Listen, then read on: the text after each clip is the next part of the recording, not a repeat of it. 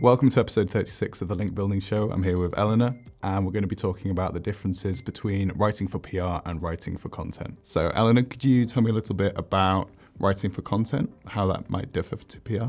Yeah, absolutely. So we tend to have our clients' websites, we want to fill them with really good SEO-driven articles.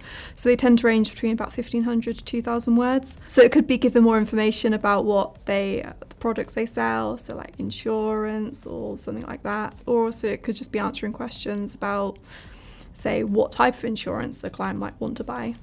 PR, I'm assuming it's slightly different. Yeah, so with PR, rather than writing directly for the client's website, we're writing with the intention of reaching out to journalists. So we'll typically do research and find information to create stories that are interesting to journalists, and then we'll reach out with that story to journalists with the hope that they will feature the client's name and hopefully link back to the client's website in their publication. So obviously with content, we directly talk about whatever the client offers, whereas I suppose for you, slightly take a different angle sometimes. Yeah, so in terms of how we write, rather than necessarily writing about the client's product or services, we'll typically write around that field that the client relates to. So we'll try and find something that is a public interest story, for example, and then the client is the sort of figurehead for that instead. In content, we use a tool called Surfer, and we try and get a really good SEO score, so we fill it with lots of keywords that kind of rank the article highly on Google.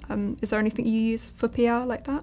Yeah, so we typically use Ahrefs to see the domain rating of a publication, say like The Express or The Sun, for example. So we'd be aiming to use that to find out which are the highest domain rated websites, because those are the ones that typically our client wants to feature on. So when we're writing our stories for PR, for example, we're going to try and write it in a way that grabs the journalist's attention, that delivers the facts and figures in the sort of most objective way possible, so that the journalist can then take that information. They might rewrite it in their own way. So we wouldn't necessarily use specific, search optimized words or phrases. It's more about getting our point across to the journalist and hopefully creating an interesting story that they will then go with. And how do you fit everything? Like, what's the kind of the word count? What do you limit yourself to? Do you cut out a lot of the fluff? Do you kind of just stick to the facts, or what do you write? Yeah, so typically a press release that we're sent to a journalist will be between like 500 to 1,000 words. We don't tend to go over that because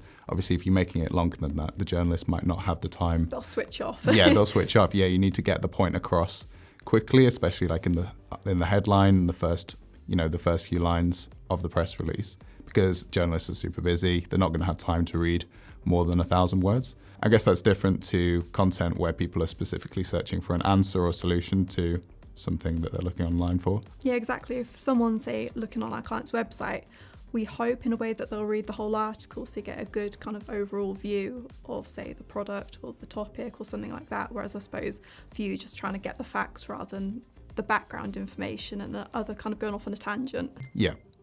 So what would you say are the three main differences then between content and PR? I suppose for us, we're obviously writing it to go on the client's website. So sometimes we do mention the client directly and we say about, we offer this or we offer that.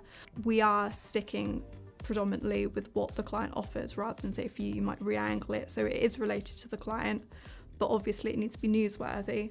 Also, we use Surfer a lot, so we try and get in as many keywords that will kind of rank highly on SEO.